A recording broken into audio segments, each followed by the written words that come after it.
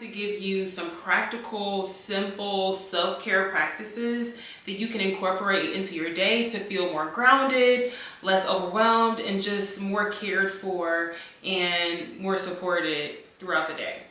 Okay, so let's get into it.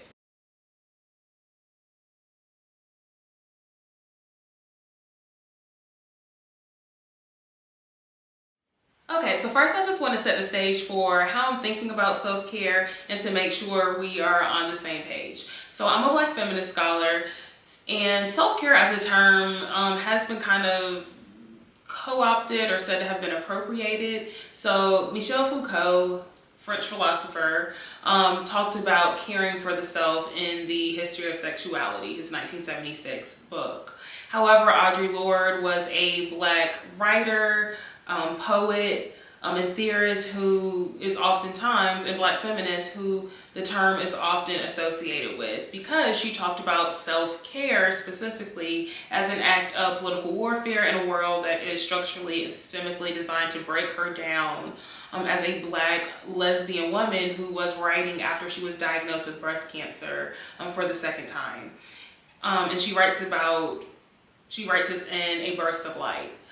So for Audre Lorde, self-care was more political and not self-indulgent, and like self-care discourses, which is very much unlike a lot of the self-care discourses that we hear about today. So for Black women specifically, I think we should really embrace Audre Lorde's ideas about self-care, because we have so many stressors, interpersonal and systemic and structural, that weigh on us. And that's why I want to ground self-care in this idea that we need it to survive, particularly to survive the violent systems that we are navigating. So I want to give you some practical strategies, a practical plan, if you will, for being consistent with self-care. So according to Psych Central, self-care is an activity you do to take care of your mental, emotional, and physical health. So I like that definition because it was pretty straightforward. So self-care is an action, something you do. So one of the ways I think about self-care after years of being in therapy is a necessity to improve my mood and helping me feel less anxious. So when I'm kind of like on my grind and like waking up early to write papers, cooking, taking care of the kids, spending time with my husband and not really self-caring, I will often feel like this like sense of like suffocation, where it feels like I just need some time to catch my breath. And I feel like in these moments, it's oftentimes where I feel like I can't keep up with things. And these are like the most pronounced times where I recognize that I need self-care. However, I've done a lot of like work to kind of reframe my approach to self-care. So instead of thinking about self-care as something that I do when I feel anxious and burn out, I aim to make it an everyday kind of aspect of my life. And that's why I think self-care routines are so important, because they make self-care something that's more of a habit and top of mind instead of something that we think about when we are like burnt out. And I've learned from years of like therapy that the day-to-day maintenance of self-care is the key to avoiding like burnout and maintaining self-control like when I am under stress. So in this video, I'm going to give you what I think of as a sample kind of self-care routine. So let's talk about your morning self-care routine. So morning is a great time for meditation and movement. So starting with meditation, when waking up from a long sleep, watching your mind and taking a mental assessment of like, the vibe that you're on that day can be really helpful for seeing, one, like how do I feel, what mood am I in, and two, do I want to stay in this mood or shift this mood? And so when we are like out of touch with ourselves because we are so focused on what we have to do, just the next task, like immediately jumping to the next task or distracting ourselves from our negative feelings, it's easy to think our moods and feelings are just kind of happening to us, at least in my experience. And so starting with morning meditation can be helpful because you're starting your day from the perspective of watching your mind without judgment rather than starting your day and letting your brain just run unchecked.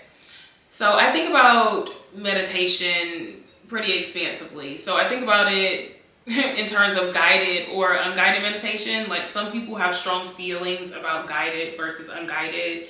I've done both and used both guided and unguided meditation strategies. And if I had to choose one, I prefer guided because I have a really active mind and I constantly have ideas. So guided works well for me by giving me something to focus on. So I've had a lot of benefits with progressive muscle relaxation and deep breathing techniques such as the 4-7-8 technique. Unguided, I often do that as an unguided meditation. And you can use guided meditation apps, free guided meditation videos on YouTube, as well as you can find some on podcasts. And so I also think about meditation in terms of prayer.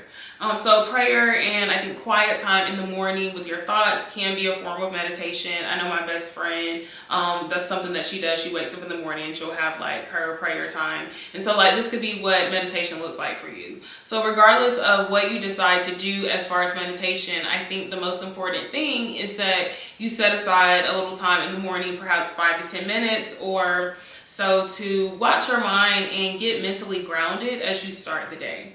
And so the other component of morning self-care that I recommend is movement.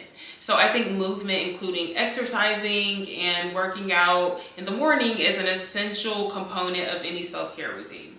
So I use the term movement intentionally because I want to draw attention to exercising and working out as a means to connect with your body and to feel good physically and emotionally, not to like lose weight or for any like anti-fat, fat phobic intentions. Like if you're waking up from hopefully 7 to 8 hours of sleep. So I think movement is a good way to connect with your body and to wake up like your senses for a lot of people. And it's also great to move in the morning because you get the exercise, like in my experience, like kind of out of the way. So it helps me to start with a sense, to exercise in the morning and like start like with a 30-minute walk when I'm walking my dog on mornings that I don't have the kids. And like it helps me start my day with a sense of accomplishment. Like it's 8 o'clock and I've already like gone for a walk, got dressed and ready for the day. So oftentimes that really puts me in a great headspace to like start the day. And like it can help you like follow through on like thinking like, okay, if I can follow through on my movement and my exercising in the morning, I can continue to commit to everything else that I have planned for the day. So I feel like adding movement to your morning routine can be really helpful. So movement can take the form of, as I mentioned, like I do a 30-minute walk in the morning or 30 minutes of like weightlifting or yoga or dancing or Pilates. So whatever works for you. I often do yoga as well. So your version of movement may look different depending on where you are in your life. So 2 years ago, I was training for a half marathon, or 3 years ago or so, I was training for a half marathon and I was running about 10 to 20 miles a week.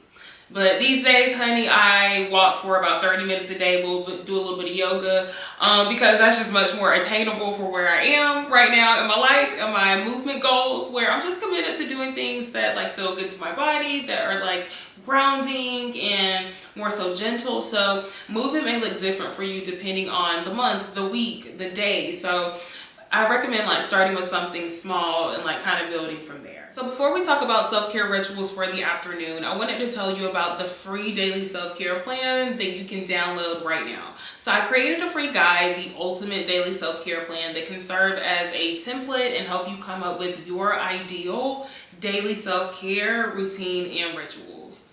This guide lays out tips I am sharing in this video, and it is a sample self-care routine based on what I recommend doing in the morning, afternoon, and the evening. So you can use this free guide to develop your own self-care routine and just use it as a guide that you follow as is, or you can use it as inspiration and use it to tweak or add on to what you already do. So the link is in the description box. So let's get back into what I suggest you do for the afternoon for your self-care routine. So 2 self-care rituals that you can use in the afternoon or throughout the day are aromatherapy and affirmations. So starting with aromatherapy, this refers to using essential oils like lavender, eucalyptus, tea tree oil, to promote psychological and physical well-being. So you can use essential oils by placing a few drops in a diffuser, and like diffusing it and smelling it throughout your home.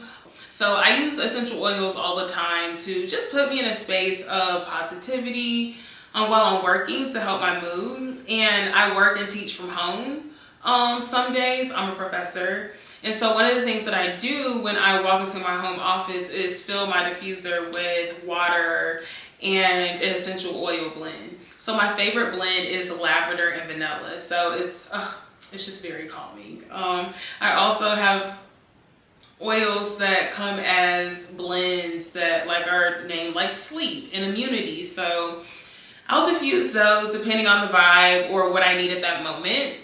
You can also put essential oils on your clothing. So my mom gave me an essential oil necklace. So it's a locket and has like a space for a stone, and you can just place a few droplets of eucalyptus oil, for example, on the stone, and that lets you kind of smell it throughout your day. I think they also have essential oil bracelets now. And so these are solutions, as I mentioned, that let you smell your aromatherapy essential oils throughout your day.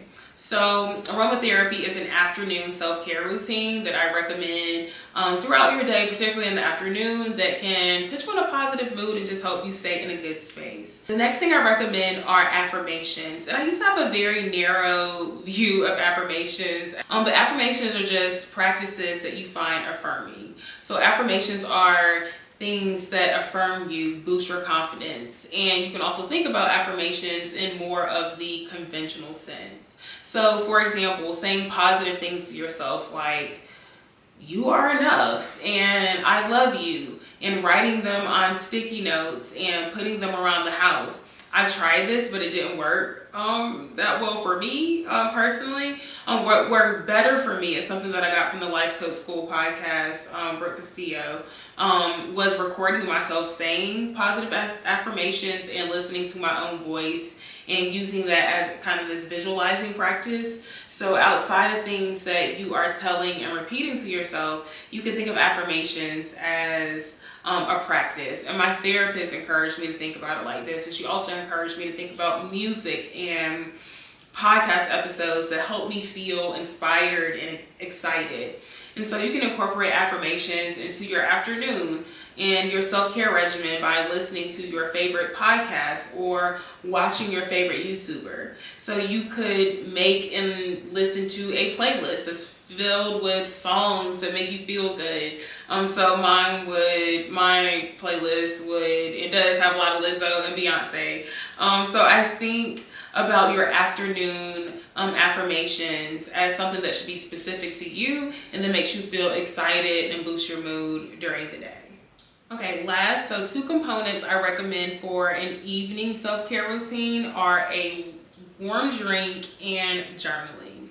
So I like to keep my evening routine simple because after a long day of working and running down behind the kids, all I want to do is pass out on the couch and watch some TV with my husband. Okay, so that's why something simple like having a warm drink at night can be really affirming. And so like no matter what, I can carve out 10 minutes to have a warm drink at night. So you could drink tea like chamomile tea, which is a good evening tea for sleep.